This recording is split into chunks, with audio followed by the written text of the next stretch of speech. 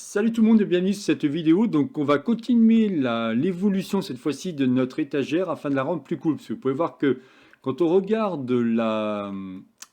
toujours pareil, l'étagère, là où je vous ai montré sur le site web, si on regarde celui-ci, il est quand même pas mal arrondi. En plus ici il y a les petits plots qu'on pourrait rajouter si besoin. Enfin bon, ça ce serait assez facile à faire. Mais déjà ce qui serait intéressant, c'est de rendre plutôt celui-ci un peu plus arrondi. Et là, si vous regardez bien, bon, là pareil, il y a un truc qui n'est pas terrible, ce que j'ai fait ici, on n'est pas vraiment à l'identique de ce qu'on a à cet endroit-là. Donc on va pouvoir essayer de modifier un peu celui-ci. On va pas le faire à l'identique, bien entendu, mais j'essaye de vous montrer au fur et à mesure les techniques pour pouvoir le complexifier et voir ce qu'on pourrait faire de mieux. Allez, on est parti. Alors en premier, ce qui va être intéressant, c'est que le fait que j'ai fait ici un groupe, quand je vais double-cliquer, par contre ici, il n'y a pas de groupe. Pour l'instant, je dirais que ce n'est pas très important parce que je vais avoir besoin de créer ici un arrondi. Alors là, on va mettre à mon avis, je ne sais pas combien ça fait ça, parce qu'il ne faut pas non plus que ça transperce. On a quoi ici? On a 0,47. Donc on va mettre 0,4 en espérant que ça ne va pas tout casser. Donc là, je vais mettre, allez, on va mettre 0,35. Hop, j'ai dit 0,35. Alors attention, pas le point, il faut mettre 0,35, voilà. Je fais de même de l'autre côté, 0,35. Je vous montre pour 1 et après je vais accélérer parce qu'il y a des choses qui sont très simples. Donc là, je vais prendre l'outil arc de cercle, venir ici et faire mon arrondi. Une fois que j'ai fait mon arc de cercle, je vais pouvoir cliquer ici et faire en sorte d'aller à la limite, c'est-à-dire ici. Là, il m'a créé une ouverture. Bon, ça, c'est pas très grave. On va pouvoir prendre l'outil ligne, venir à cet endroit-là et venir ici. Attention, ici, vous avez une face qui est grise, c'est-à-dire qu'elle est inversée. Il faut faire bouton droit de la souris et dire inverser la face. Comme ça, je peux continuer mon tirer-pousser et avoir une forme arrondie à la fois pour ma petite table et ici mes pieds. Vous voyez, je vais venir ici. Voilà. Et là, je vais faire de même pour les autres en accélérant un peu la vidéo. Allez, c'est parti.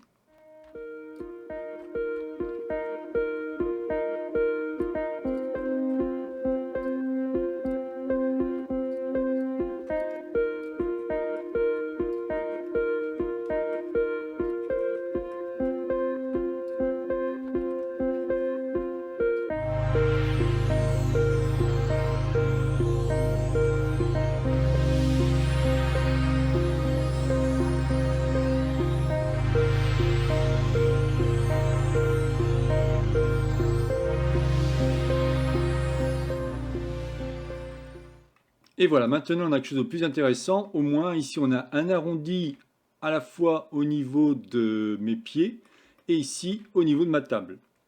Alors bien entendu, ce qui est intéressant au niveau des bevels, ce qu'on appelle bevel ou chanfrein, c'est qu'ici moi j'ai carrément des extensions dont l'extension s'appelle bevel et elle coûte dans les 30 € et ça vous permettrait effectivement de faire des chanfreins de bien meilleure qualité. Bon, après c'est pas très important, ce qui m'intéressait c'était déjà de vous montrer ça.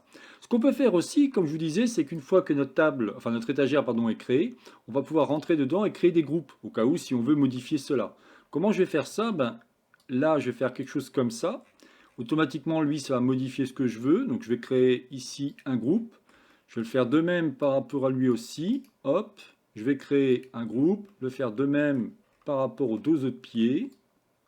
La technique est toujours la même, bien entendu, mais il va falloir faire du nettoyage. Bon, c'est pas très long, mais c'est toujours intéressant de voir que si vous faites des erreurs, pas de souci, on peut revenir dessus si besoin. Alors une fois que les pieds ont été créés, quand je viens ici, j'ai à chaque fois différents groupes. On va pouvoir, par exemple, peaufiner ici. Vous voyez que là, il y a un problème, c'est que, alors là par contre, je vois qu'il y a, non, ça rentre pas, c'est bon. Imaginons ici, vous souhaiteriez, pourquoi pas avoir, si je rentre dans le pied ici, si je fais ça et ça, avoir une petite épaisseur.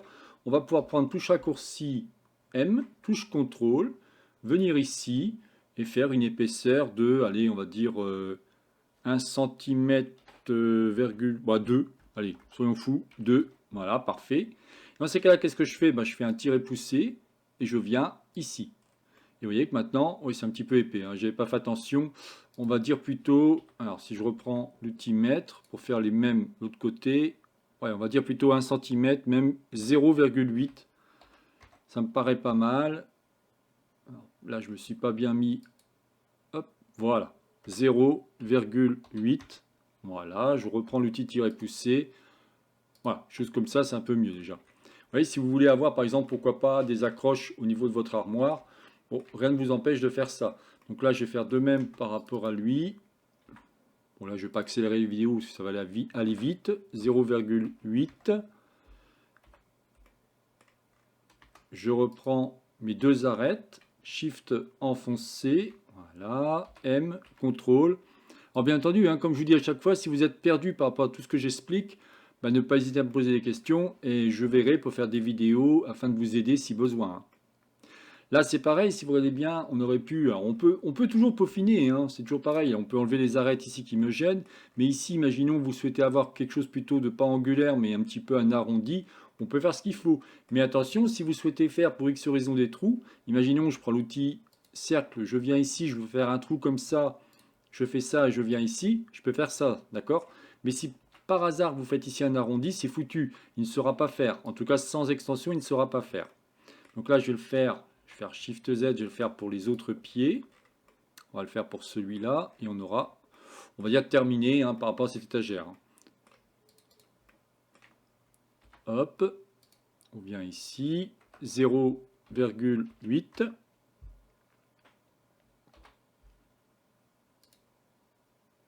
Je trace mon trait. Effectivement, on peut tracer un trait aussi directement comme ça, puisque il n'y a pas d'arrondi. Et là, je supprime à chaque fois l'arête qui me gêne, c'est-à-dire celle-là. Comme ça, au moins, j'ai quelque chose de propre. Et je fais de même. Donc, chaque fois, je fais Shift Z pour revenir. On a ici, ici, ici. Il me manque à cet endroit-là.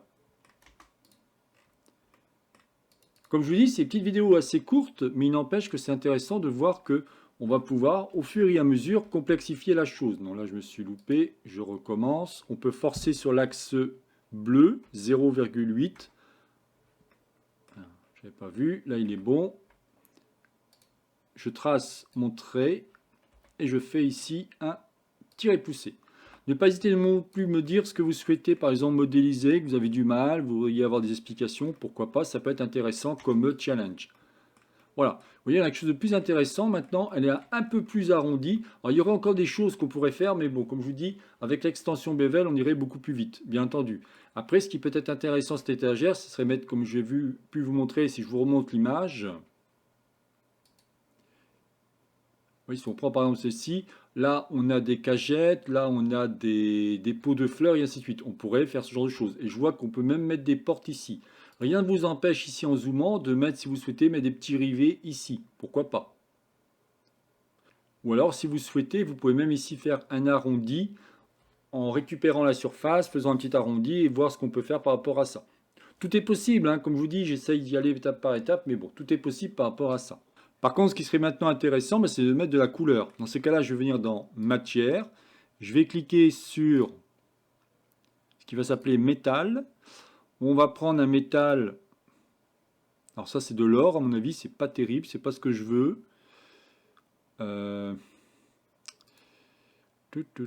Métal, j'ai que ça qui me propose. Ouais, c'est pas terrible. Bon, on le modifiera au cas où. Donc, on va cliquer dessus.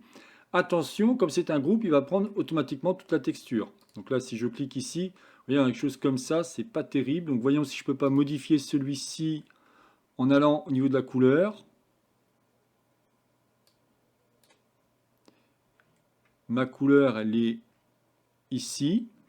On va essayer de lui mettre quelque chose de plus fin et un petit peu plus blanc.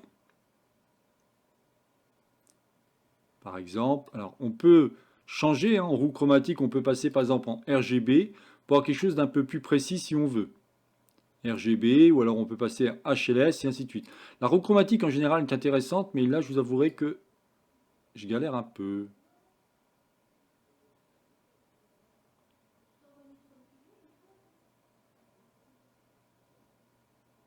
Par exemple, quelque chose comme ça, en faisant en sorte...